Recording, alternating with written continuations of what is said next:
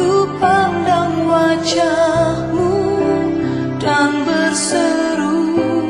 Saudaraku yang dikasihi Tuhan, Daud pernah merasakan seruannya tidak dijawab oleh Tuhan. Itu dicatat di dalam Mazmur pasal yang ke-22, ayat yang kedua. Allahku, aku berseru-seru pada waktu siang, tetapi Engkau tidak menjawab, dan pada waktu malam, tapi tidak juga aku tenang. Pernahkah saudara mengalami hal yang sama? Banyak berdoa, banyak berseru kepada Tuhan, tapi seakan-akan seruan kita tidak menghasilkan apa-apa.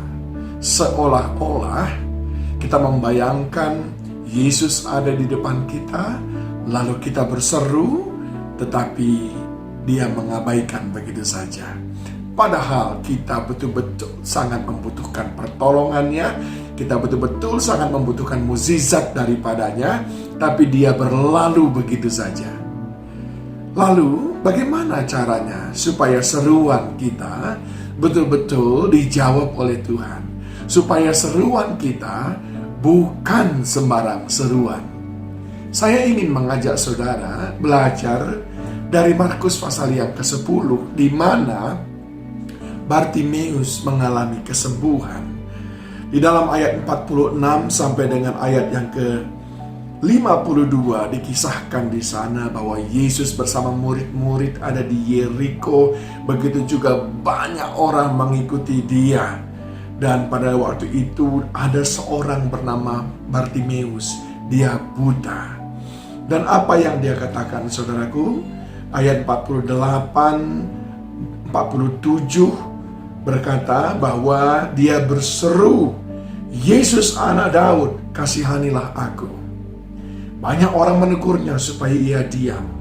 Namun semakin keras ia berseru, anak Daud, kasihanilah aku.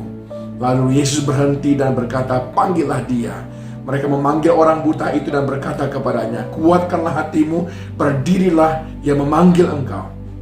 Lalu ia menanggalkan jubahnya, ia segera berdiri dan pergi mendapatkan Yesus. Tanya Yesus kepadanya, apa yang kau kehendaki supaya aku perbuat bagimu? Jawab orang buta itu, Rabuni, supaya aku dapat melihat. Lalu kata Yesus kepadanya, pergilah, imanmu telah menyelamatkan engkau. Pada saat itu juga melihatlah ia, lalu ia mengikut Yesus dalam perjalanannya. Apa rahasianya? Mengapa seruan daripada Bartimeus sedemikian spesial sehingga Yesus mengabaikan orang yang berbondong-bondong mengikut Dia, lalu memfokuskan hati, perhatian, dan juga waktunya untuk mengurus Bartimeus? Yang pertama, Bartimeus bukan sembarangan berseru, tapi Bartimeus berseru dengan pengenalan akan Tuhan. Saudara perhatikan baik-baik, dia berkata, Yesus anak Daud, kasihanilah aku. Bartimeus mengenal betul siapa Yesus. Bartimeus bukan cuma sekedar tahu nama Yesus, tapi mengenal dia adalah anak Daud dan dia adalah penuh belas kasihan. Itu sebabnya secara spesifik dia berkata, Yesus anak Daud, kasihanilah aku. Berseru dengan pengenalan akan Tuhan, bukan sekedar sembarang berseru. Itu adalah seruan yang mendapatkan respon dari Tuhan. Berseru dengan pengenalan akan Tuhan.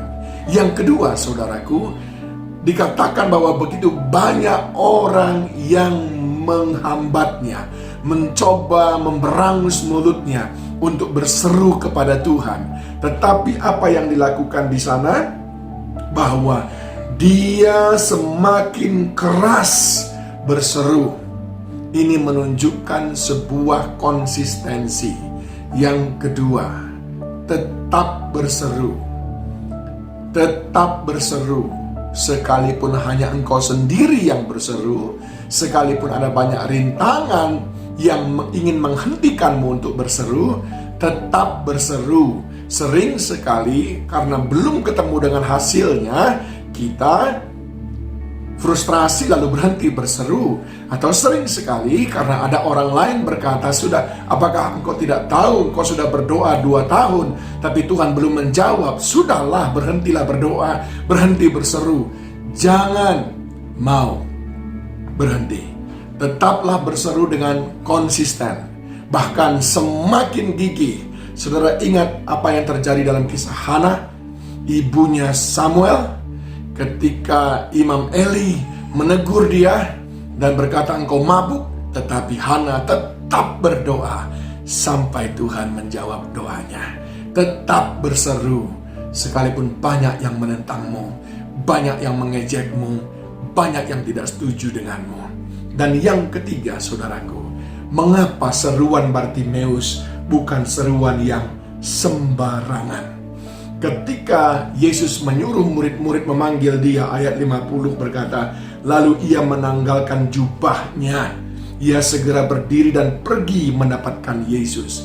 Jubah adalah lambang kebesaran. Jubah adalah lambang kebanggaan-kebanggaan. Dan Bartimeus menanggalkan jubahnya. Artinya berseru dengan kerendahan hati. Berseru dengan kerendahan hati, maka Tuhan akan menolong kita.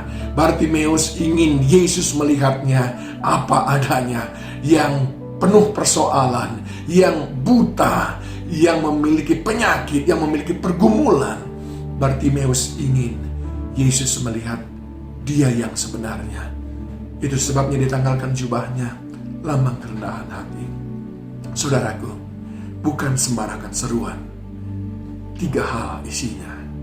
Yang pertama adalah berseru dengan pengenalan akan Tuhan. Yang kedua adalah berseru dengan tidak putus-putusnya. Dan yang ketiga adalah berseru dengan kerendahan hati. Itu adalah kunci mukjizat yang dialami oleh Bartimeus. Dan hal yang sama akan terjadi dalam kehidupan kita. Bukan sembarang seruan, tapi seruan yang mendatangkan mukjizat Tuhan. Tuhan Yesus memberkati saudara. Harapan dalam